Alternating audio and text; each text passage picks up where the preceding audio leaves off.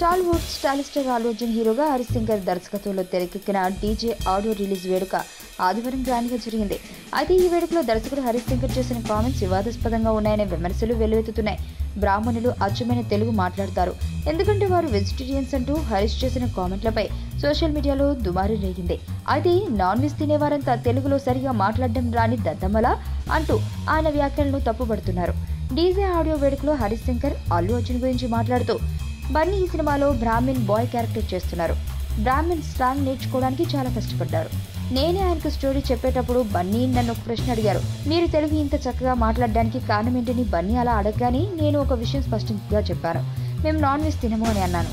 దీంతో బన్నీ వెంటనే తమ క్యారెక్టర్ బాగా రావడం కోసం అప్పటి నుండి నాన్ వెజ్ మానేశాడని హరీష్ శంకర్ తెలిపాడు.